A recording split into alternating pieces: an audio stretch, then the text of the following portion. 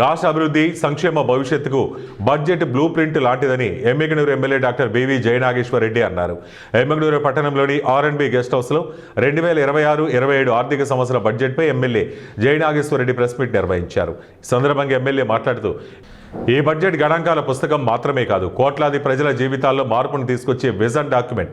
రాష్ట్ర భవిష్యత్తుకు స్పష్టమైన దశ చూపించే విధంగా బడ్జెట్ ప్రవేశపెట్టబడిందని పేర్కొన్నారు. బడుగు బలహీన వర్గాల అభివృద్ధి లక్ష్యంగా వ్యవసాయం, పరిశ్రమలు, తాగునీరు, విద్య, వైద్యం, పర్యాటకం, పంచాయతీరాజ్, మహిళా సంక్షేమం వంటి రంగాల బలోపేతానికి ప్రాధాన్యత ఇచ్చారని తెలిపారు. ముఖ్యంగా SC, ST, BC మైనార్టీలకు ప్రత్యేక కేటాయింపులు చేయడం అభినందనీయమన్నారు.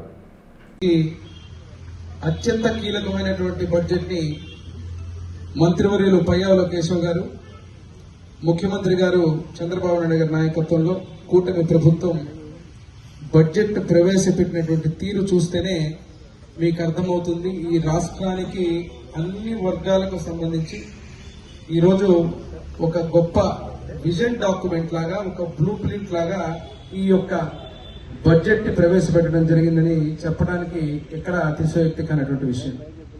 ఈరోజు మీరు బడ్జెట్ అన్నప్పుడు ఇదేదో ఒక లెక్కల గారడిగా కాకుండా బడ్జెట్ ప్రవేశపెట్టగానే క్షేత్రస్థాయిలో ఉండేటువంటి రాష్ట్రంలో 175 నియోజకవర్గాలకు సంక్షేమం, అభివృద్ధిని కూడా రెండు కళ్ళుగా తీసుకుపోతూ అన్ని వర్గాలకు, ఈరోజు బడుగు బలహీన వర్గాలకు, బీసీలు, ఎస్సీలు, ఎస్టీలు, మైనారిటీలు, అగ్రకులాలు, ఓబీసీలు, అందరికీ సంబంధించి మైనారిటీలు, ప్రతి ఒక్కరికి కూడా ఈ యొక్క ఫలాలు అందే విధంగా కూటమి ప్రభుత్వం యొక్క ఆలోచనలు, అదే రకంగా మేము చెప్పినటువంటి హామీలతో పాటు గత బడ్జెట్ కంటే మెరుగ్గా 3,32,000 కోట్ల రూపాయలతో ఈ బడ్జెట్ ని ప్రవేశపెట్టడం చాలా సంతోషదాయకం.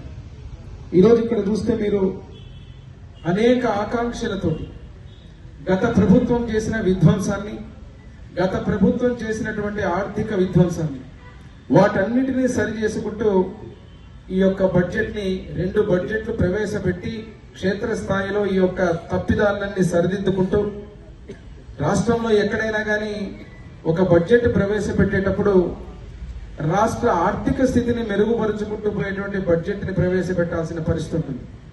కానీ విచిత్రం ఏమంటే రాష్ట్ర విభజన తర్వాత నష్టపోయినటువంటి